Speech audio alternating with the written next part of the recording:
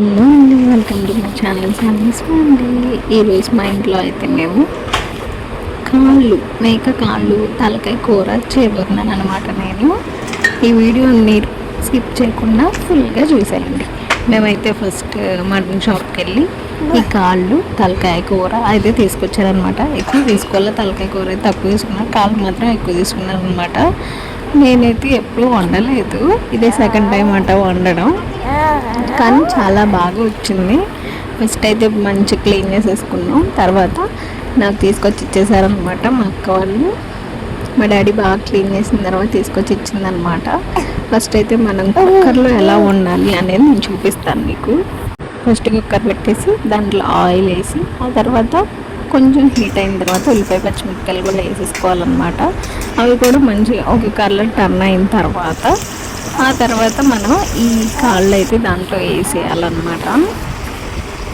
ఈ కాళ్ళు దాంట్లో వేసేసిన తర్వాత బాగా వేపుకోవాలి. అంటే మనం కుక్కర్ మూత పెట్టకముందు దాంట్లో కొంచెం పసుపు ఉప్పు కూడా వేసేసుకొని మనం కొంచెం సేపు వాటిని మగ్గనివ్వాలన్నమాట. అలా మగ్గనిస్తే మనం వేసినవి అన్నిటివి వాటికి పడతాయి అన్నమాట. తర్వాత మనం దీంట్లో మసాలా పేస్ట్ కారం కూడా వేసేసుకోవాలి.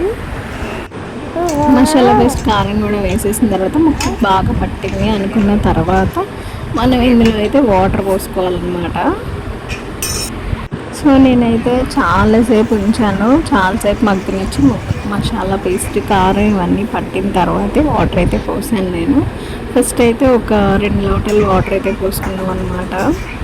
అలా 2 లోటాలు వాటర్ పోసిన తర్వాత కుక్కర్ మీద మూత అయితే పెట్టేసాను నేనైతే ఒక 20 విజిల్స్ వచ్చేలాగైతే ఉంచుతాను.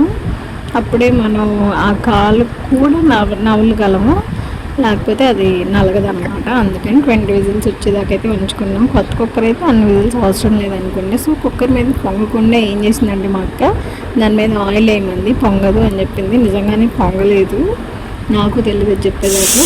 అలా కుక్కర్ మీద ఆయిల్ వేసి పెట్టి అసలు పొంగలేదు అనమాట.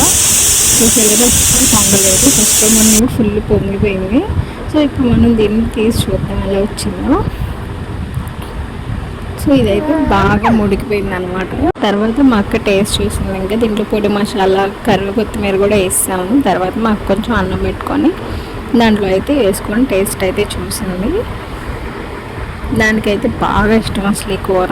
సో బాగుంది అని చెప్తుంది. తర్వాత మా డాడీకి కూడా ఒక ముద్ద అయితే పెట్టింది అనమాట. ఆయనకు కూడా నచ్చింది. మా నాన్నకి, నాకు, మా అక్కకి ఇది చాలా ఫేవరెట్ కర్రీ అనమాట. అందుకే నేను కూడా నేర్చుకున్నాను.